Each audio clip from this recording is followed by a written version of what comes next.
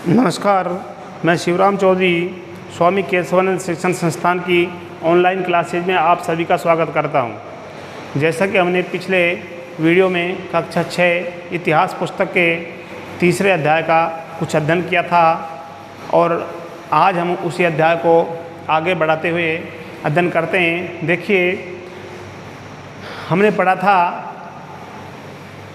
कि ये जो मोहरे और मिट्टी के जो खिलौने दिखाई दे रहे हैं, ये उस समय बनाए जाते थे। देखिए, एक मोहर के ऊपर चिन्ह खास लिपि है ना। ये उपमहाद्वीप में पाए गए लेखन का एक प्राचीनतम उदाहरण है, साक्ष्य है। विद्वानों ने इसे पढ़ने की कोशिश की है, लेकिन अभी तक यह नहीं पता चल पाया कि इसका अर्थ क्या है, यानी इसको पढ़ने में कोई भी सफल नहीं हो पाया है। दाईं और नीचे पक्की मिट्टी के खिलौने आपको दिखाई दे रहे हैं, ये मिट्टी के खिलौने हैं। तो इसी क्रम को आगे बढ़ाते हैं। देखिए, अगला जो बिंदु है, नए नगर और शिल्प, यानी एक तरह से कारखाने और नए नगर, है ना। आओ अब कुछ ऐसी चीज़ों के बारे में अध्ययन करें जो हड़प्पा के नगरों से प्राप्त हुई है। हड़प्पा कालीन जो नगर हैं, उनसे हमको कौन कौन सी चीज़ें और प्राप्त हुई हैं, वस्तुएं प्राप्त हुई हैं। पुरातत्वविदों को जो चीज़ें वहाँ मिली हैं, उनमें अधिकतर पत्थर, शंख, तांबे, कांसे, सोने और चांदी जैसी धातु से बनाई गई थी। यानी जो वस्तुएं हमको प्राप्त हुई हैं, वो बनाई किससे गई थी। देखिए, पत्थर है, शंख, तांबे, कांसे, सोने, चांदी जैसी धातुओं से बनाई गई थी। तांबे और कांसे से औजार, हथियार, गहने और बर्तन बनाए जाते थे। किससे? तांबे और कांसे से कुछ औजार, कुछ हथियार, कुछ गहने और बर्तन बनाए जाते थे। ठीक है। सोने और चांदी से गहने और बर्तन बनाए जाते थे। यानी गहने और बर्तन किससे बनाए जाते हैं? सोने और चांदी से। ठीक है। यहाँ मिली सबसे आकर्षक वस्तुओं में मनके, है ना, माला के जो मनके होते हैं ना, वो बाट और फलक हैं। बाट जो अपन जाते हैं बाट तोड़ने के, और फलक हैं। ठीक है। यह देखिए, पत्थर के बाट, देखो ये बाट आपको दिखाए गए हैं। कितने ध्यान से और उपयुक्त तरीके से इन बाटों को बनाया गया है। यानी बहुत बारीक तरीके से, बहुत एक तरह से सुंदर जो उदाहरण है वो ये प्रस्तुत करते हैं किस तरह इनको बाटों को बनाया गया है ना। इन्हें चर्ट पत्थर से बनाया गया था, है ना, एक पत्थर का प्रकार होता है, उससे। इन्हें शायद बहुमूल्य पत्थर और धातुओं को तोलने के लिए बनाया गया होगा, है ना। इन बाटों का निर्माण क्यों किया गया? एक तरह से बहुमूल्य जो पत्थर थे उनको और धातुओं को तोलने के लिए इनका निर्माण किया गया होगा। देखिए, मध्य में बाएं मनके, है ना, क्या है? मनके। ये मनके आपको दिखाई दे रहे हैं। इनमें से कई कॉर्निलियन पत्थरों से बनाए गए थे। पत्थर का एक प्रकार है, उनसे इनका निर्माण किया गया था। पत्थरों को काट कर और तराश कर मनके बनाए गए, है ना, काट करके घिस के, है ना, उनको बनाया गया। तराशना मतलब घिसना। ठीक है। इनके बीच छेद किए गए, है ना, ताकि धागा डालकर माला बनाई जा सके। मनकों में छेद होते हैं, है ना, और उनमें धागा डाल करके एक माला का उनको रूप दिया जाता है, इसलिए उनमें छेद किए गए। मध्य में दाएं पत्थर के धारदार फलक, यानी फलक तरह से हथियार जो हैं, ये आपको बहुत तीखे तलवार के रूप में आपको फलक दिखाई दे रहे हैं। औजार या हथियार आपको दिखाई दे रहे हैं। आगे देखिए,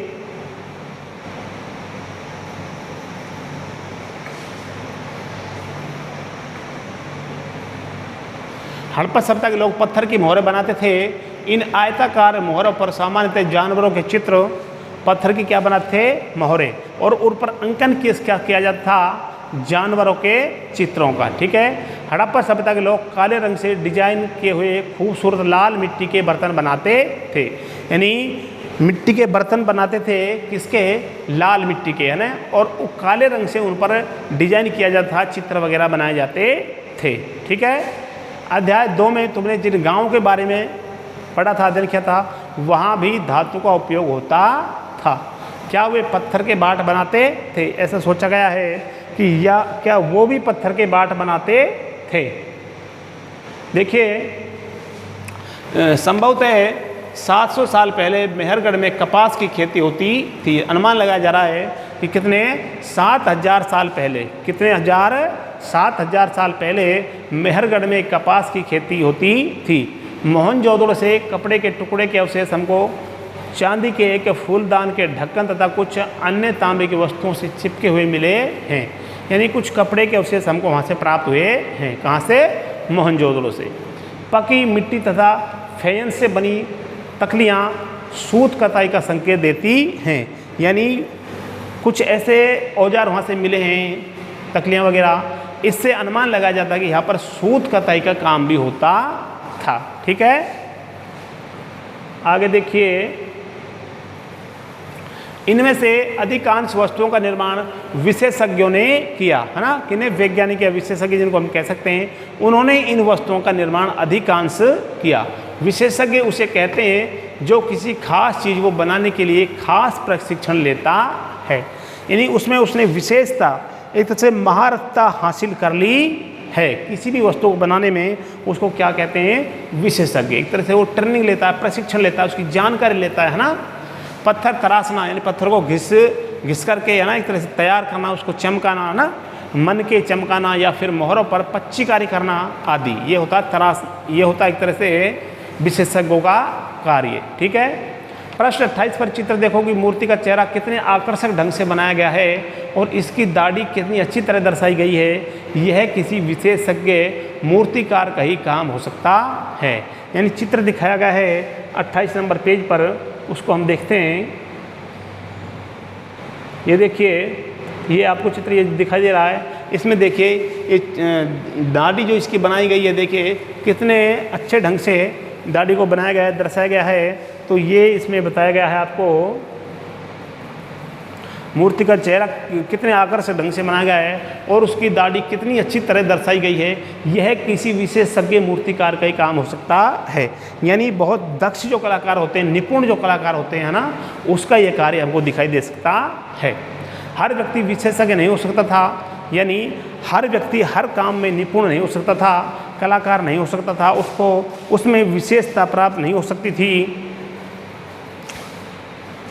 हमें यह पता नहीं है कि क्या सिर्फ पुरुष ही ऐसे कामों में प्रशिक्षण हासिल करते थे या फिर केवल महिला ही। यानी ऐसा भी था क्या?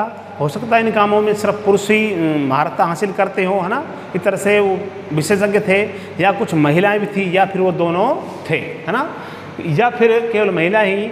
शायद कुछ महिलाएं और पुरुष दोनों ही इस काम में दक्ष थे, यानी प्रवीण थे, एक तरह से विशेषज्ञ थे, पूर्ण थे। ठीक है। अब देखिए फेयंस।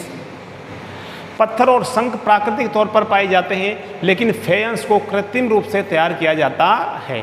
शंख आपने देखे हैं, है ना, और पत्थर, शंख मंदिर वगैरह में जो महात्मा लोग बजाते हैं, पुजारी लोग, वो शंख होता है। पत्थर आप देखते ही हो, पत्थर भी बहुत प्रकार के हमको प्राप्त होते हैं, है ना, कहीं काले पत्थर, कहीं नीले पत्थर, कहीं सफ़ेद पत्थर, है ना, इस तरह से बहुत सारे पत्थर भी। लेकिन फेयंस को कृत्रिम रूप से तैयार किया जाता है। बालू या स्टेफिक पत्थरों के चूर्ण को गोंद में मिलाकर उनसे वस्तुएं बनाई जाती थी। यानी या तो रेत या स्टिपिक पत्थर हो, है ना, जो पत्थर होते हैं, इस तरह घिया पत्थर जो कहते हैं, सफ़ेद पत्थर जो होते हैं, जो घिस जाते हैं, है ना, उनके पत्थरों के चूर्ण को गोंद में मिलाकर, किसमें? गोंद में मिलाकर के कुछ वस्तुएं बनाई जाती थी। उसके बाद उन वस्तुओं पर एक चिकनी परत चढ़ाई जाती थी। इस चिकनी परत के रंग या प्राय नीले या हल्के समुद्री रंग के होते थे। कैसे कलर होते थे? नीले या हल्के समुद्री हरे। फेयंस से मन के चूड़ियाँ, बाले और छोटे बर्तन बनाए जाते थे। क्या बनते थे? मन के चूड़ियाँ आदि इससे फेयंस से बनाए जाते थे। ठीक है। आगे देखिए, कच्चे माल की खोज में, यानी उद्योगों के लिए एक तरह से इन कामों को करने के लिए, इन वस्तुओं को तैयार करने के लिए, है ना, कच्चे माल की, है ना, एक तरह से उनको जरूरत होती थी जिनसे इनका निर्माण किया जाता था। कच्चा माल उन पदार्थों को कहते हैं जो या तो प्राकृतिक रूप से मिलते हैं या फिर किसान या पशुपालक उनका उत्पादन करते हैं। ठीक है। या तो प्रकृति के द्वारा हमको मिल जाए, या फिर कुछ ऐसे भी होते हैं जिनको किसान वगैरह उत्पादन करते हैं, पशुपालक उत्पादित करते हैं। जैसे लकड़ी या धातुओं के अयस्क प्राकृतिक रूप से उपलब्ध कच्चे माल हैं। लकड़ी वगैरह है ना, धातु हमको प्राकृतिक रूप से प्राप्त होती हैं। इनसे फिर कई तरह की चीज़ें बनाई जाती हैं। मिसाल के तौर पर किसानों द्वारा पैदा किए गए कपास को कच्चा माल कहते हैं, है ना। जैसे कपास की खेती होती है, कपास होता है तो उससे कपड़ा बनाया जाता है, जिससे बाद में कताई बुनाई करके कपड़ा तैयार किया जाता है। हड़प्पा में लोगों को कई चीज़ें वहाँ मिलती थी, लेकिन तांबा, लोहा, सोना, चांदी, बहुमूल्य पत्थरों जैसे पदार्थों को दूर दूर से आयात करते थे। यानी कुछ वस्तुएं तो उनको प्राप्त हो जाती थी, लेकिन कुछ वस्तुओं को वो दूर से मंगाया करते थे। आयात और निर्यात आप जानते हो, है ना। आगे देखिए, हड़प्पा के लोग तांबे का आयात संभवतः आज के राजस्थान से करते थे। यानी हड़प्पा काल की जब बात हम करते हैं तो ये अनुमान लगाया जाता है कि वहाँ के जो निवासी थे, है ना, विशेषज्ञ थे, कारीगर जो थे, शिल्पकार वगैरह जो थे, वो तांबे का आयात यानी तांबा कहाँ से मंगाते थे? राजस्थान से, है ना, क्योंकि राजस्थान में कई जगह तांबे के भंडार हमको प्राप्त हुए हैं, है ना। आज के राजस्थान से करते, यहाँ तक कि पश्चिमी एशियाई देश ओमान से भी तांबे का आयात किया जाता था। एक देश ओमान, वहाँ से भी तांबे को मंगाया जाता था। कांसा बनाने के लिए तांबे के साथ मिलाई जाने वाली वस्तु जो होती थी, टिन, इसका आयात आधुनिक ईरान और अफगानिस्तान से किया जाता था। तांबे में वस्तु मिलाई जाती है, टिन जिसको कहते हैं, उसका आयात देखिए कहाँ से करते थे? आधुनिक ईरान और अफगानिस्तान से, ठीक है। सोने का आयात आधुनिक कर्नाटक और बहुमूल्य पत्थर का आयात गुजरात, ईरान और अफगानिस्तान से किया जाता था। यानी ये स्थान बताए गए हैं जहाँ से कच्चे माल को आयात किया जाता था। देखिए, चीज़ों को एक जगह से दूसरी जगह कैसे ले जाया जाता था, इन चित्रों को देखो, है ना। इन चित्र आपको बताए गए हैं, इनको देखना है। इन चित्रों को देखो, एक खिलौना है और दूसरी एक मुहर है। क्या है? मोहर। ये मोहर आपको दिखाई दे रही है ना, और ये खिलौना आपको गाड़ी के रूप में ये दिखाई दे रहा है, ठीक है। क्या तुम बता सकते हो कि हड़प्पा के लोग यातायात के लिए किन किन साधनों का प्रयोग करते थे? पिछले अध्याय में क्या तुमको पहिए वाले वाहनों की जानकारी दी गई? ये हमको जानकारी प्राप्त करनी है। हमने देखा था कि उस समय पहिए वाले वाहनों का आविष्कार नहीं हुआ था। मनुष्य अपने सिर पर या पशुओं पर लाद करके एक स्थान से दूसरे स्थान पर किसी वस्तु को ले जाता था, ठीक है। देखिए, बच्चों का खिलौना हल। आज हल चलाने वाले ज़्यादातर किसान पुरुष होते हैं। हमें ज्ञात नहीं कि क्या हड़प्पा में भी ये प्रथा थी, यानी उस समय भी क्या ये जो प्रथा थी, एक तरह से रिवाज था, ये भी था। नगरों में रहने वाले लोगों के लिए भोजन, है ना। अब उनके उद्योग हमने देख लिए, निवास उनके देख लिए, है ना। अब हम देखें वहाँ का जीवन, हम देखा, भोजन की जानकारी हम प्राप्त करेंगे। लोग नगरों के अलावा गांवों में भी रहते थे, वे अनाज उगाते थे। क्या करते थे? अनाज, ठीक है। और जानवर पालते थे, पशुपालन करते थे। किसान और चरवाहे ही शहरों में रहने वाले शासकों, लेखकों और दस्तकारों को खाने के सामान देते थे। यानी जो ग्रामीण जो लोग थे, कृषक लोग, पशुपालक वगैरह, वो शहरों में रहने वाले लोगों के लिए लेखक और दस्तकार जो होते थे, उनके लिए खाने का सामान देते थे। पौधों के अवशेषों से पता चलता है कि हड़प्पा के लोग गेहूं, जौ, दालें, मटर, धान, तिल और सरसों उगाते थे। यानी इन फसलों का एक तरह से उस समय उत्पादन किया जाता था। जमीन की जुताई के लिए हल का प्रयोग एक नई बात थी। यानी जमीन को किस प्रकार से और किससे जोता जाता था? किससे जोता जाता था? हल से। किससे? हल से।